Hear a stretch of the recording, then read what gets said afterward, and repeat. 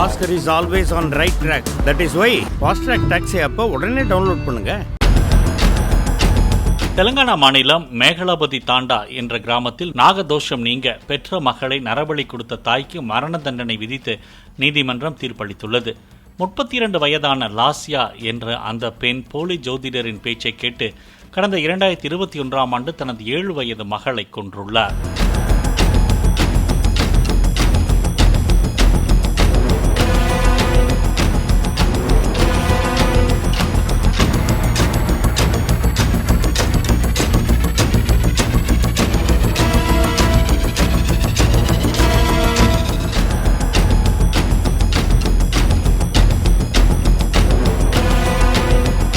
Oscar is always on right track. That is why Fast Track Taxi app உடனே download பண்ணுங்க.